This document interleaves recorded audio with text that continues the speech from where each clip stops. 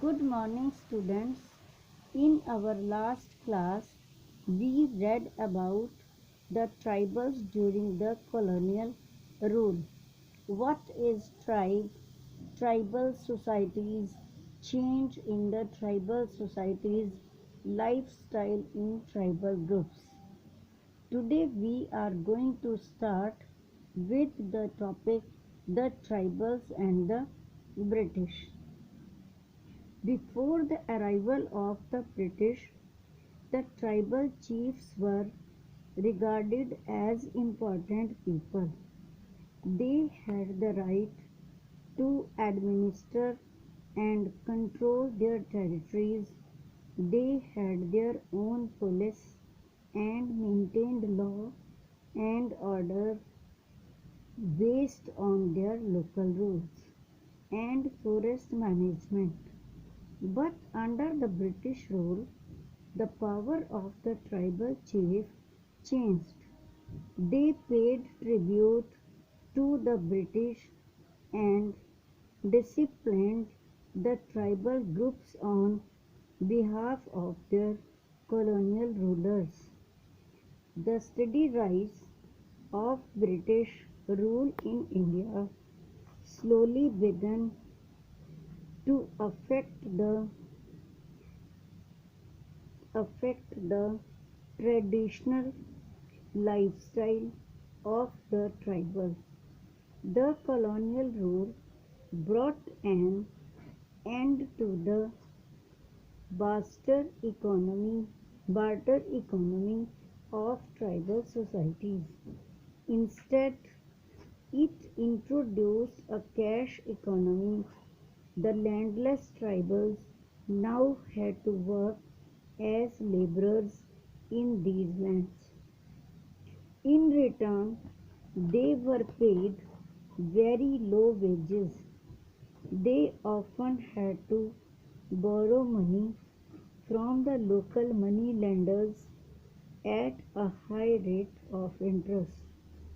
The British were also uncomfortable with tribal groups who moved about from place to place. They wanted the tribal groups to settle down and become cultivators. The efforts to settle Jhum cultivators was not very easy. When the Jhum cultivator took to plough, cultivate cultivation was not easy. Impact of forest laws. The tribals the tribal groups were directly connected to the forest. The British extended their rights over the forest and declared that forests were state property. Some forests were termed reserve forests as they produce timber which the British required. The Jhum cultivators had therefore to move to other areas in search of work and livelihood. As soon as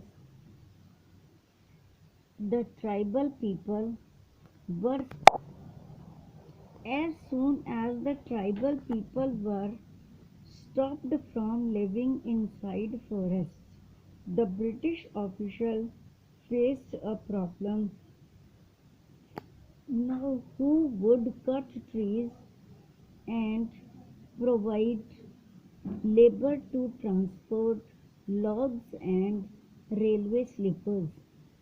So, forest department were established to look after forest and ensure cheap labor. The tribal people reached to these changes in many different ways. Trade.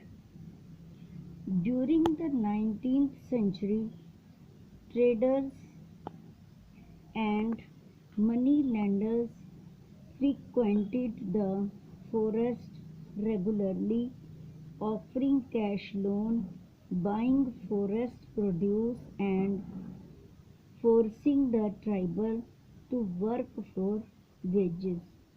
In the 18th century, India, silk was in great demand in European markets. In Hazaribagh, the Santhals reared cocoons. The traders dealing in silk sent their agents who gave loans to the tribal people to collect the cocoons. The person who reared cocoons were paid rupees 3 to rupees 4 for 1,000 cocoons.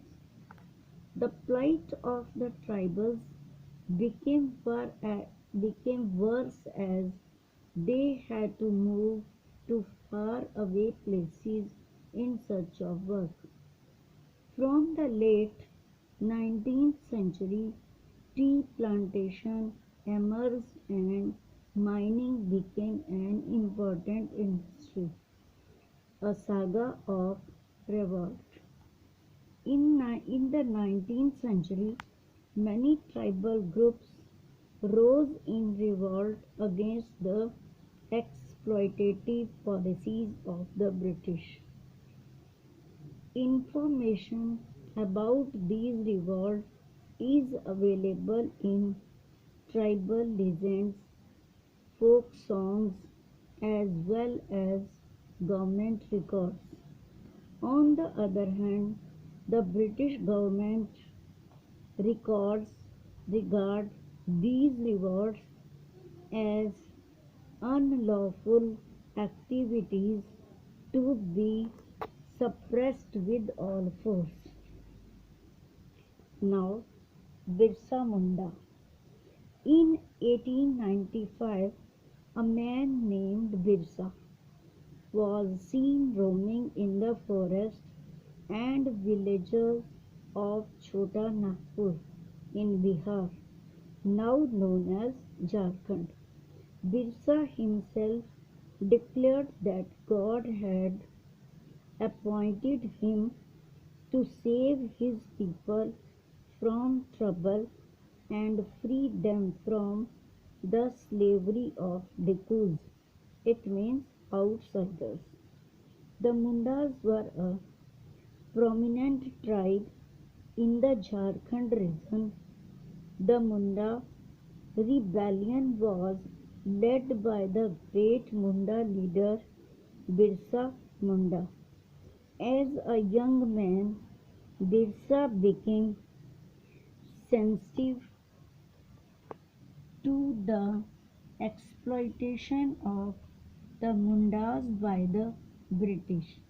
In 1894, the failure of the monsoon caused widespread starvation and epidemic early in the life. Birsa was influenced by a Vaishnav preacher. He wore the sacred thread and began to value purity and piety. Birsa Munda started the revolt in the Chota Nagpur region. The main revolt took place in the region south of Ranchi in 1899 and 1900. The entire Munda community joined together under his leadership. However, the movement was significant in two ways. First, the British government introduced laws so that tribal lands could not be easily taken away by Dikus. Second, it proved that tribal people had the capacity to protest against injustice and express their anger against colonial rule. Thank you, students.